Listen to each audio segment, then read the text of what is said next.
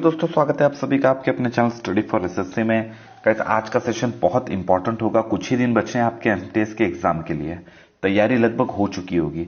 सबसे ज्यादा परेशानी जहां पर होती है बच्चों का वो है जनरल अवेयरनेस, क्योंकि भले ही आप इंग्लिश में कितनी भी कमांड दिखाओ, रीजनिंग में अपने लॉजिक लगाओ और एक हैवी कैलकुलेशन मैथ्स में करने के बाद अगर आपको कोई एक सब्जेक्ट जो रोक सकता है आपकी ड्रीम जॉब, आपकी सीट लेने से एग्जाम में, वो जो 1 मार्क्स का पुश आपको चाहिए होता है कट ऑफ क्लियर करने के लिए या फिर मेरिट में आने के लिए, जहां पर आप 0.25 मार्क्स से रह जाते हो, वहां पर जरूरत पड़ती है आपको जीए की। क्योंकि यहां पर अगर आप लोग लीड कर जाते हो किसी दूसरे बच्चों को, अच्छे मार्क्स ले आते हो, तो हजारों इंटेलिजेंट बच्चों से आप लोग आगे निकल जाते हो क्लियरली।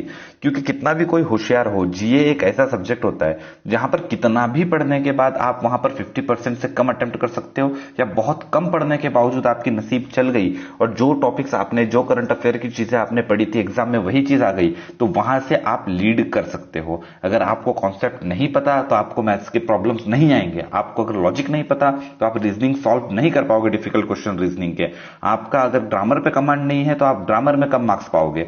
लेकिन कोई इंटेलिजेंट बच्चा है जो इन तीनों ही जगह पे अच्छा कर रहा है लेकिन वो जीए में आके कम रह रहा है, और उस जीए में अगर आप वहां पर अपनी कमांड दिखाते हो और 25 में से 20 के आसपास लेके चले जाते हो अपने स्कोर को, तो बाकी जगह जहां आप उस इंटेलिजेंट बच्चे से पीछे रह रहे हो वहां से अपने मार्क्स कवर कर सकते हो। तो आज के इस वीडियो के अंदर कुछ इंपॉर्टेंट टॉपिक्स मैं आपको बताऊंगा। डेली 1 से 2 घंटा सिर्फ जीए को देखना है, और जो टॉपिक्स मैं आपको यहां पर बता रहा हूं, चाहे वो हिस्ट्री हो, ज्योग्राफी हो, साइंस हो, या फिर जो आपका करंट अफेयर के टॉपिक्स हो, वो सिर्फ 2 घंटा पढ़ना है। सिर्फ प्रीवियस ईयर का पढ़ना है। उसके अंदर टॉपिक्स क्या हैं वो टॉपिक्स को नोट डाउन आपको करना है, या फिर मैं यहां पर दिखा रहा हूं तो आपको उसका स्क्रीनशॉट ले लेना है। वेटेज आप लोग यहां पर देख लो। जनरल अवेयरनेस की जो आपकी वेटेज है वो है 25 क्वेश्चन 25 मार्क्स। ठीक है। अमूमन बच्चे यहां 15 से आगे नहीं जा पाते हैं क्योंकि बहुत डिफिकल्ट और डीप क्वेश्चंस होते हैं। लेकिन एमटीएस में ऐसा नहीं होता है। एमटीएस में इजी लेवल के क्वेश्चन आते हैं और सिंपल और स्ट्रेट फॉरवर्ड क्वेश्चन आते हैं। डायरेक्ट ईयर वगैरह पूछा जाता है। Simple simple question, Lok Sabha member, Rajya Sabha member, इस तरह से क्वेश्चंस आपके पूछे जाते हैं। तो अभी मैं आपको एक एक करके शो करता हूं। ये तो हम लोग आप लोगों के साथ डिस्कस किया ही हुआ था। यहां पर कुछ टॉपिक्स बनाए हुए हैं। सबसे पहले इंडियन कॉन्स्टिट्यूशन, जो पॉलिटी है हमारा, पॉलिटी यहां पर near about 2 question, 3 question maximum, 2 question के आसपास तो हर एक सब्जेक्ट और टॉपिक से आते हैं। बाकी जो ज्यादा वेटेज होता है वो होता है करंट अफेयर, स्टैटिक जीके को मिला के।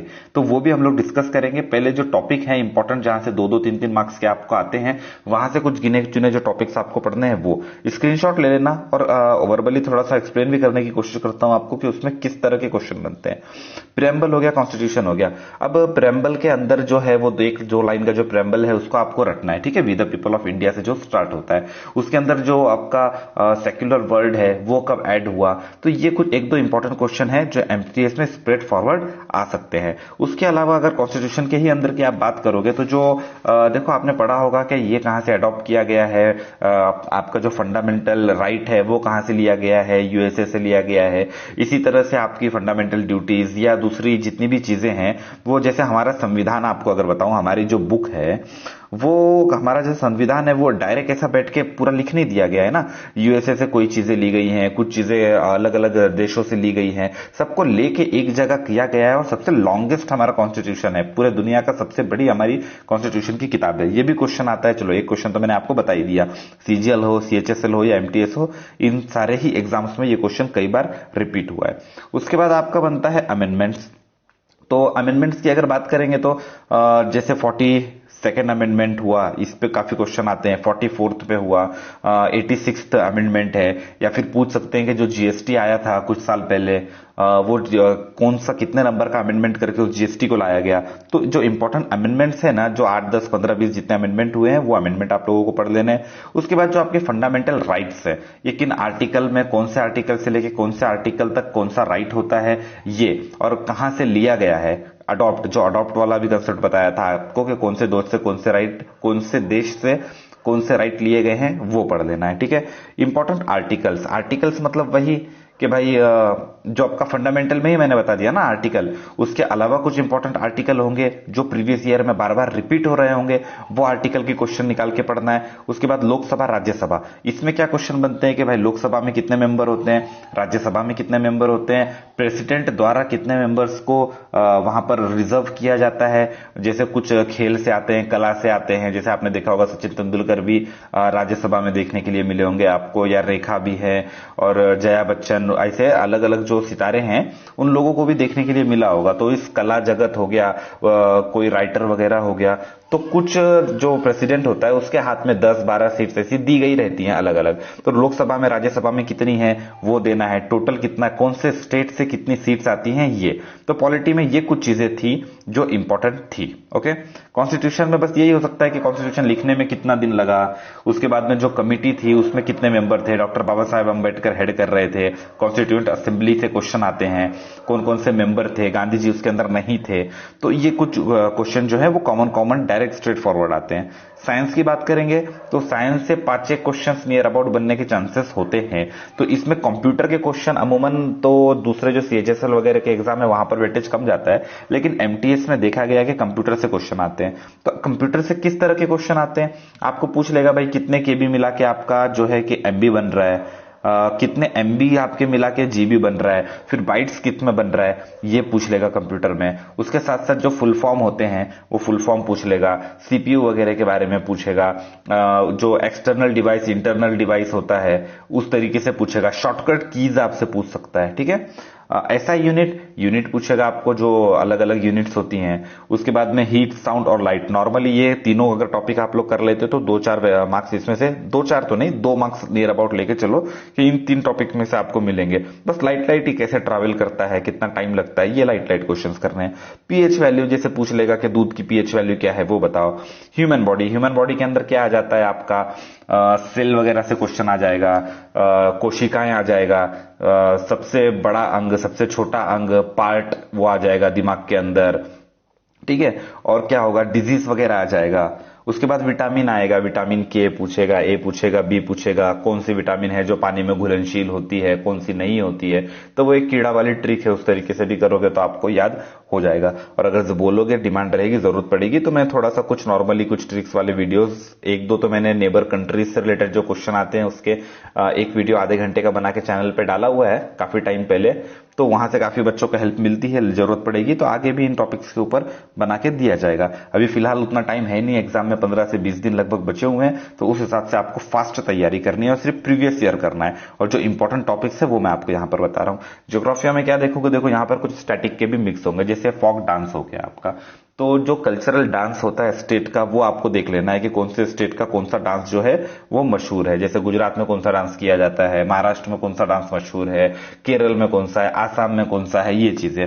उसके बाद फेस्टिवल, कौन सा जो स्टेट है वहां का फेस्टिवल है। जैसे अगर पूछ लिया कि ओनम समथिंग है, ये कहाँ का फेस्टिवल है, या फिर वो एक गाय वाला त्योहार आता है, पोला बोलते हैं आई थिंक, नहीं, जिसपे अभी गवर्नमेंट ने बैन वगैरह भी लगाया था, जिसमें बहुत सारे लोग होते हैं, उनके बीच में सांडों को छोड़ दिया जाता है और वो मारता है, तो काफी जान माल की हानि होती है उसमें।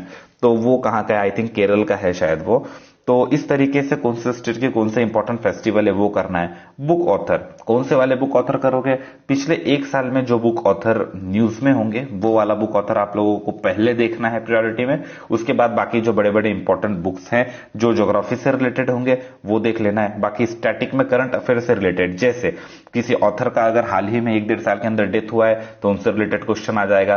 किसी ऑथर ने, फेमस ऑथर ने अभी 1-2 साल के अंदर कोई नई बुक लिखी है, लॉन्च की है, तो उससे रिलेटेड क्वेश्चन आ सकता है। उसी तरह रिवर, डैम, लेक, यहां से आ जाएगा कि सबसे बड़ी लेक बताओ, सबसे बड़ा डैम बताओ।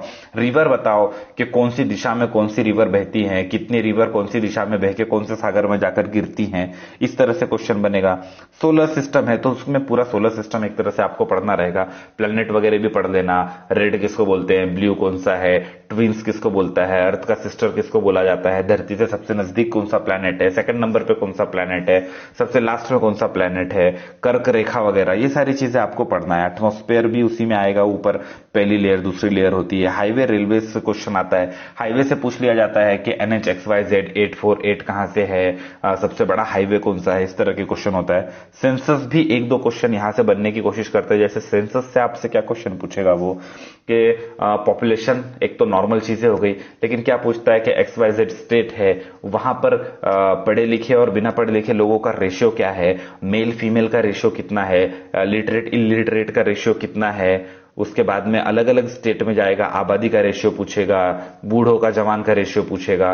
तो इस तरह के क्वेश्चन आपके सेंसस से आएंगे, तो सेंसस के सारे क्वेश्चन देख लेना है। स्टेट रिलेटेड, तो स्टेट रिलेटेड में भी वही चीज मतलब आ जाती है कि कौन से स्टेट में गर्ल्स के कंपैरिजन में बॉयज कम है, या कौन से स्टेट में बॉयज ज्यादा है गर्ल्स कम है, कौन से स्टेट में लिटरेसी लेवल कम है ज्यादा है, आपराधिक मामले, ये सारे। तो आपराधिक मामले तो ये क्वेश्चन नहीं आएगा, लेकिन लिटरेसी लेवल इलिटरेसी लेवल का आता है, और मेल फीमेल रेशियो के क्वेश्चंस ज्यादा बनते हैं। ठीक है, स्क्रीनशॉट भी आप लोग लेते रहो ताकि टॉपिक आपको ध्यान में रहे।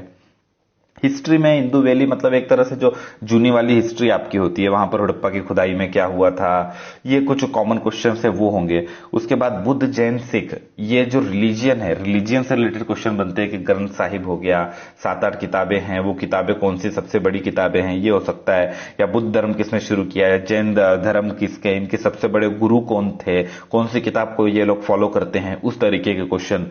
मिडेवल इंडिया, मुगल यहां पर लिखा हुआ है। मिडेवल इंडिया मतलब जिसमें जो मुगल राज हुआ था 700-800 साल का, उसमें जैसे बाबर का बेटा हुमायूं, अकबर, इस तरह से जो सीक्वेंस चला था, सांबीर, जहांगीर वगैरह, फिर औरंगजेब तक आके अंत हुआ। तो इस तरह से जो सीक्वेंस है, सीक्वेंस याद करना है। फिर उसके बीच में जो इंपॉर्टेंट फाइट्स हुई हैं, चाहे वो फाइट आपकी हल्दी घाटी की फाइट हो या फिर पानीपत की फाइट हो, तो बैक टू बैक जो 1 2 3 फाइट्स हुई हैं 1 2 3 करके, पानीपत की फाइट, वो फाइट जो अकबर ने लड़ी थी, तो कब कब लड़ी थी, किसमें किसकी विन हुआ था, ये चीजें इंपॉर्टेंट चीजें याद रखनी है। जो इंपॉर्टेंट कंस्ट्रक्शंस है, लाल किला किसने बनाया, ताजमहल किसने बनाया, उसके बाद में बाउली है, और दो चार और प्लेसेस हैं, वो किसने बनाए, ये देखना है। फिर 1857 का जो लड़ाई शुरू हुआ था, वो उसमें से किस तरह के क्वेश्चन बनेंगे कि भाई किस स्टेट से किसने हेड किया था, यूपी से किसने हेड किया था, महाराष्ट्र से किसने हेड किया था, या बिहार से किसने हेड किया था, या बंगाल से किसने हेड किया था। तो इस तरीके से क्वेश्चन बनेंगे। उसके बाद इंपॉर्टेंट मूवमेंट, तो अगर आप लोग मॉडर्न हिस्ट्री में आते हो, गांधी जी का एरा शुरू होता है 1857 के रिवॉल्यूशन के बाद में, 1900 से 1950 तक का। तो उसके बीच में जब गांधी जी आए, उनको केसर हिंद की उपाधि दी गई थी अंग्रेजों द्वारा, ये क्वेश्चन बनता है। उसके बाद आने के बाद उन्होंने भूख हड़ताल करना शुरू की, 2-3 बार भूख हड़ताल की थी। तो फर्स्ट टाइम कहां पर किसके साथ बैठ के भूख हड़ताल की, कुछ मजदूरों के साथ में भूख हड़ताल की गई थी। उसके बाद सत्याग्रह हुआ, डांडी मार्च निकाला गया, भारत छोड़ो आंदोलन हुआ, जलियांवाला बाग का मैटर हुआ, तो चोरा चोरी की घटना हुई, डांडी मार्च हुआ। तो ये सारी चीजें किस किस डेट में हुई, कब कब हुई, ये चीजें जो इंपॉर्टेंट है वो आपको याद रखना है। अब सबसे इंपॉर्टेंट जो बच्चे लोग के लिए होता है वो होता है कि सर करंट अफेयर कितना याद किया जाए, कैसे पढ़ा जाए, कितने महीने का किया जाए, कितने मार्क्स के लिए आता है। तो भाई जितना 50% आप सीधे सीधे पकड़ लो कि 10 मार्क्स के आसपास सीधा आपका करंट अफेयर स्टैटिक ये क्वेश्चन मिलाकर आपके बनेंगे। इसमें क्या पूछा जाता है, इंपॉर्टेंट डेट्स पूछा जाता है।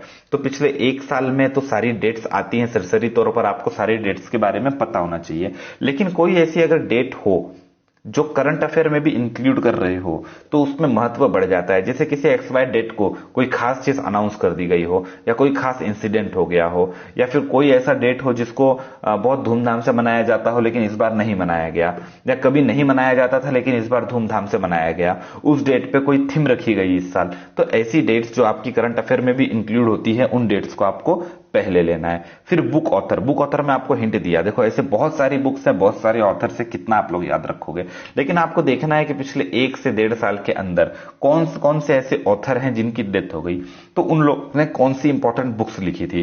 पहली चीज ये देख लोगे, कौन से ऐसे ऑथर हैं फेमस ऑथर जिन्होंने कोई नई बुक लॉन्च की है इस 1-1.5 साल के अंदर, पहले उनको देखोगे। उसके बाद फेमस का हो जाएगा तो कौन सी नई बुक जो न्यूज में टाइमलाइन में रही है उन बुक्स को देखोगे। तो जब ये चीजें पढ़ लोगे उसके बाद में आप फिर जो दूसरी फेमस बुक्स है उनके बुक्स और ऑथर को देखोगे।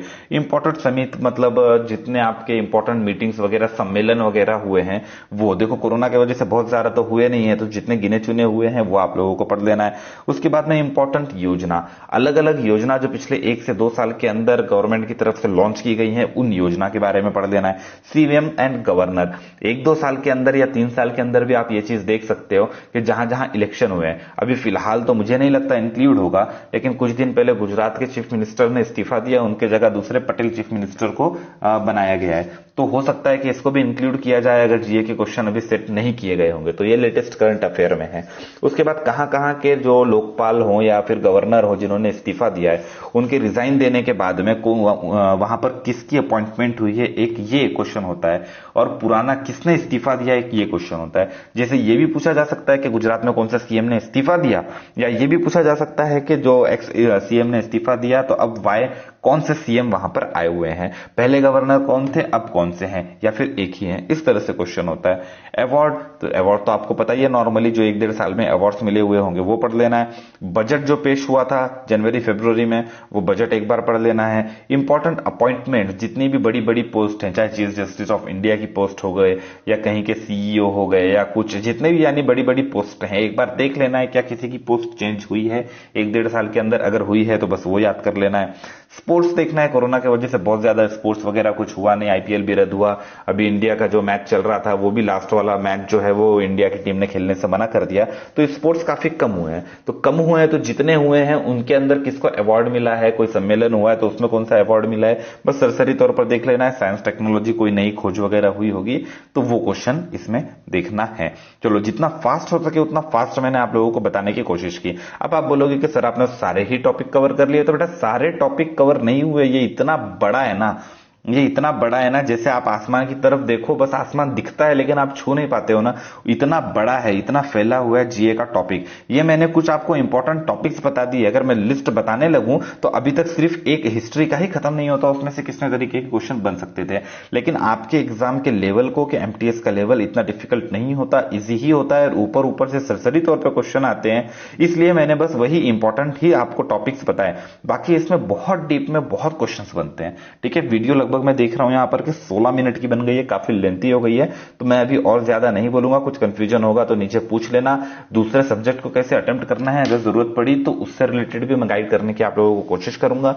टेलीग्राम चैनल का लिंक नीचे दिया हुआ है, वहां से आप लोग ज्वाइन कर सकते हो। कोई फर्दर अगर हेल्प की जरूरत हो मुझसे तो वो भी आप बेफिक्र बेहोके बेझिझक बता सकते हो, वहां पर भी आपकी हेल्प की जाएगी। अभी के लिए वीडियो में इतना ही। चैनल सब्सक्राइब नहीं किया है तो सब्सक्राइब कर लें। Thank you, bye bye.